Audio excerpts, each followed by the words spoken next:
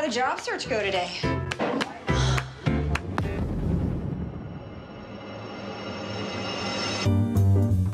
So this was your husband? No, I mean, he was just a boyfriend, and it never really went anywhere. You were at work when the victim died? I was fired today, Wow.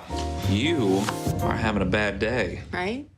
And that was a bit from My Dead Boyfriend, a new film starring Heather Graham as Mary, a woman who learns that her couch surfing boyfriend was a whole lot more interesting than she thought, but she learns this after he dies. The film is directed by Anthony Edwards, who joins us now to discuss.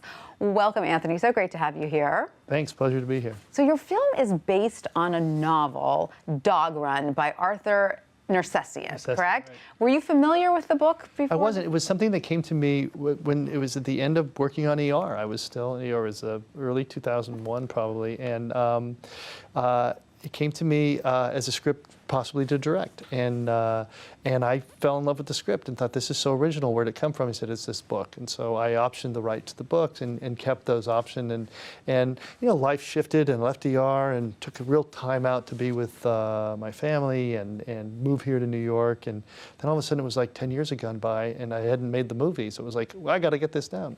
So as a result, it kind of became a period piece when it wasn't intended to be, and now all of a sudden we're looking at the life and the evolution of this woman in a comedic way to 1999, which without cell phones and the use of the internet is a different way of telling a story of discovery. Absolutely, and it reminded me a little bit of those classic 80s films like After Hours and Desperately Seeking Susan that are sort of set in this New York, you know, of the late 80s, early 90s. In those days when everyone was young and trying to figure out their lives, you know? Yeah, and we're connected in a kind of a, it's kind of a more disconnected way. You know, we're not, it's like now everybody's so connected. It's bizarre. Yeah. And yet, by this, I think it helps because it helps slow down the story, the journey of Mary, which is, you know, who am I? Why am I not? Why do I not have love in my life? And why am I not happy? And you know, by finding her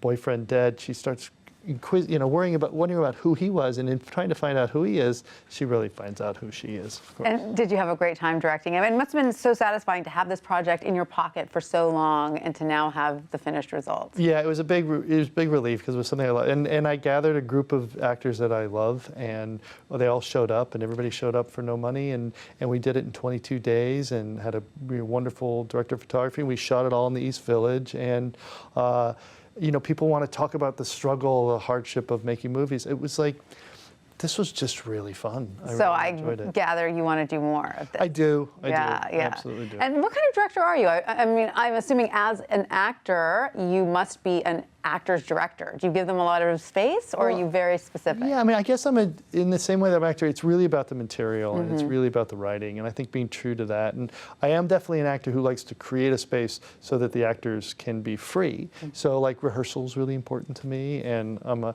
director who doesn't like to, I don't like to sit in they call it video village, which is where your monitor's looking there.